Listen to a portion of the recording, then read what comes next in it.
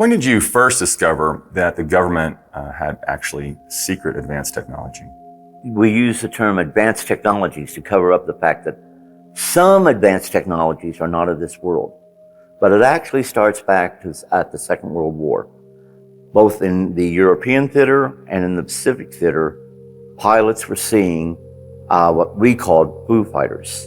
Now, the Axis powers were seeing strange objects also, and I'm not sure what they called them. But MacArthur, he wanted to know what these things were. He considered them to be advanced technology, and in all probability, something that the Germans actually came up with and were sharing with their allies, the Japanese. He directed General Doolittle to try to find out what these things were, and he wanted Doolittle to do it as quickly and as rapidly as possible. Several months later, Doolittle came back to MacArthur and said, "Sir, here's what we have. We have spectators to this world event we call the Second World War, and they are not from this planet. We are not sure what their interests are. To date, they have not done anything to prove themselves to be hostile. It's like they're just observing right now. But if they are hostile, then we have grave concern, not just us, but also the Axis power." So MacArthur wanted to go ahead and get pieces of these. He wanted to go ahead and try to do something with them, and in this case I can say back engineer whatever it is we came up with to where we could use that technology within our own technology to create a better weapon system, better means to kill the enemy. What did MacArthur find? They actually found a damaged craft. Now, they didn't find no bodies. Where? It was connected to Thailand, but I don't know the name of the island. Later on, it became a air base from which we launched B-29s to attack Japan. But when he found this, prior to that time, somebody came up on an aircraft, a downed aircraft. "Hey, whoever you have out there, go get the aircraft. Let's see if they have any type of new technology." Was that material significant in any way for where we're at today? Oh, absolutely. The technology on that craft, even by today's standards, is literally tens of thousands of years ahead of us.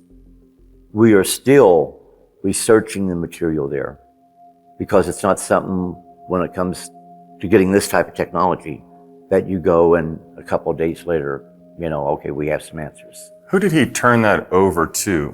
Well, initially, early on at this time, he turned it over to the OSS, Office of Strategic Services.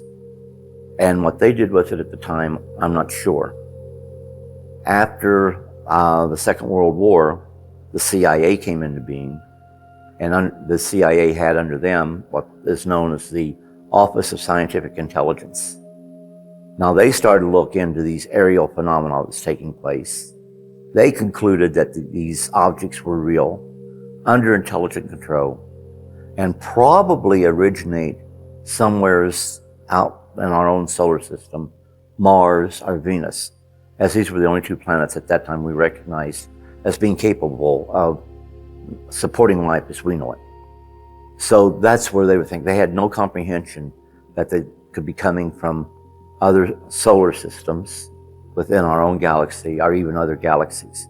We could not comprehend at that time that there was means far vastly greater than, say, atomic engines, which we figured they'd have to use, which would take days or even weeks, depending on where Mars and Venus was in relationship to the Earth. But there was an advanced technology there.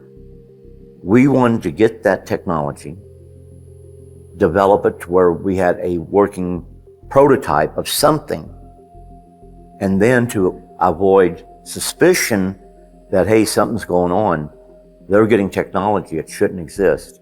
We would then go ahead and introduce it to the various industrial complexes of our nation and also to major universities.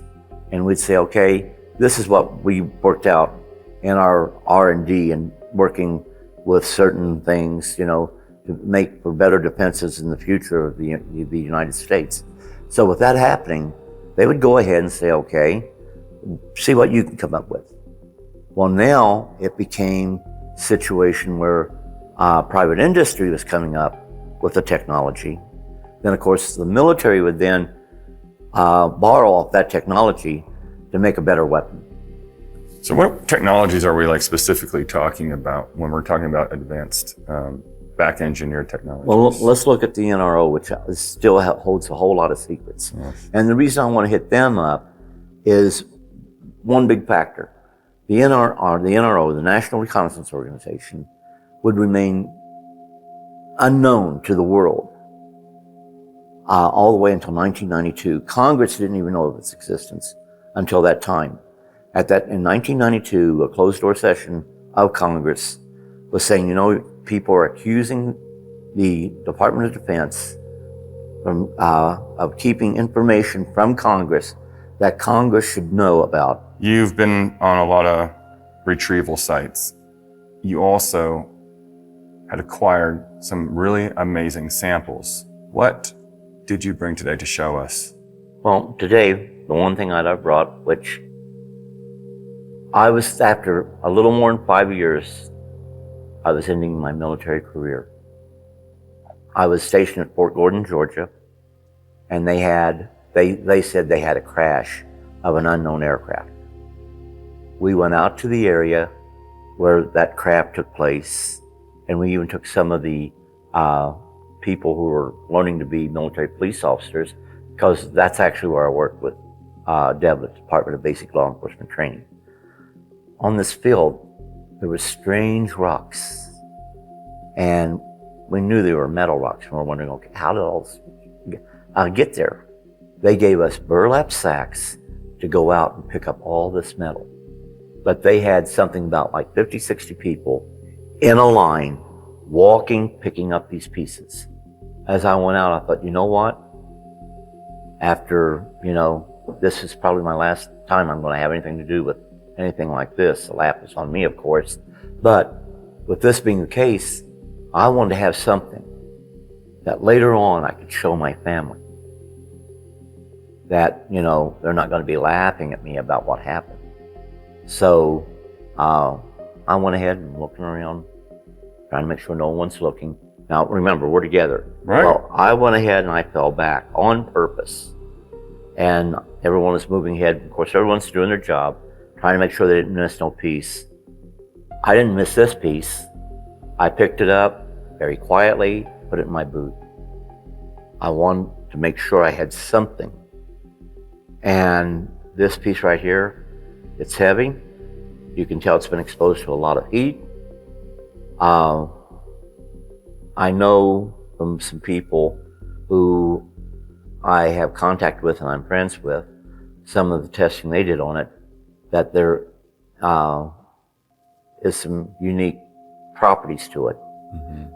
One of my friends at one time experienced a situation where it's not magnetic, but then it became magnetic. He had some pieces of a craft that they were working on, very earthly craft, but very advanced. They went ahead and they were not magnetic. Well, all of a sudden, I said, I thought you said these wasn't magnetic. They're not. I said, well, what about them?